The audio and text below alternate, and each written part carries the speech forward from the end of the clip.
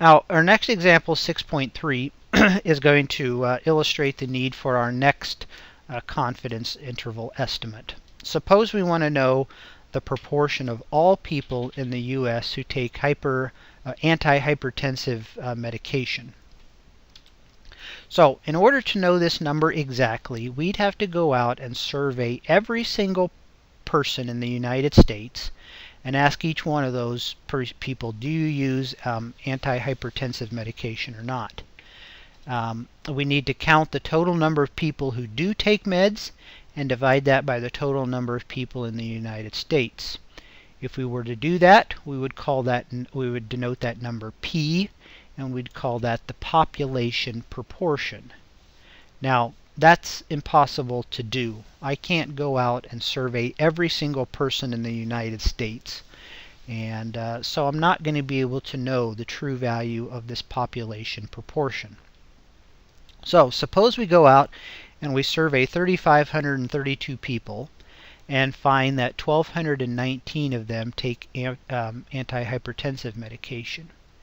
And so we would calculate a so-called sample proportion of people in this sample who take antihypertensive medication. We take X, the number of people who do, divided by the sample size, and we do that arithmetic, and we get 0.345. So this tells us that in this sample, about 34.5% of people take antihypertensive medication. Now, this sample proportion is a point estimate of P, the population proportion. This is a one number estimate of P. So that tells us that P is about 0.345. But as in the previous example, whenever we estimate something, we want a measure of its accuracy. So just how accurate is this estimate? Again, we're not going to know exactly how accurate it is, but we can use some probability to get an idea of how accurate it is using at a given confidence level.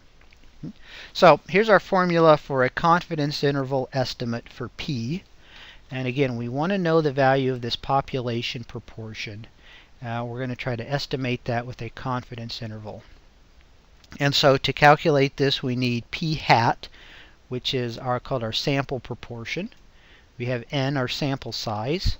And then we need Z, which is a critical Z value. A critical Z value is similar to a critical T value, but this critical Z value comes from a normal distribution rather than a student T distribution. The book talks more about more details on this, but so we won't get into that. So the margin of error, again, is denoted E, and we calculate it by taking the critical value times the square root of P hat times 1 minus P hat divided by N. So it's, again, a relatively simple formula for calculating the margin of error. Once we calculate the margin of error, we can write our confidence interval in one of three equivalent forms.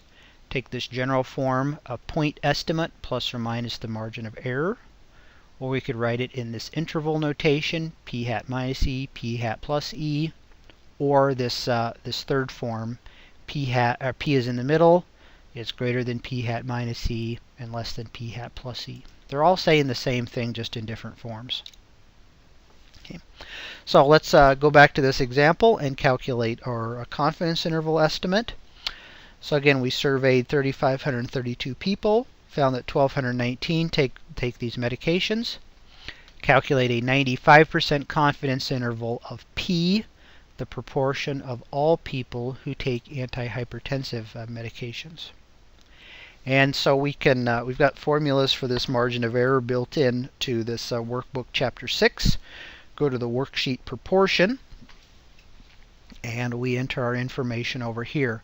We need our confidence level. We enter this in decimal form, 95% or 0.95. We enter our sample size here, and then our number of successes, which is the number of people who take the meds, 1,219. And this calculates margin of error, and then our lower limit and our upper limit. And so, kind of summarizing our results here, our 95% confidence interval estimate of P is this. P is somewhere between 0.33 and 0.36. So this gives us a range of possible values for this population proportion, as opposed to just a one number estimate. Now we would interpret this in the same way as what we did in the previous example. We would say that we are 95% confident that P is somewhere between 0.33 and 0.36. And that number, that 95% confidence level, means the same thing as in the previous example. If we did a whole bunch of different samples, then about 95% of them, or 95% of the resulting confidence intervals, would contain the true value of P.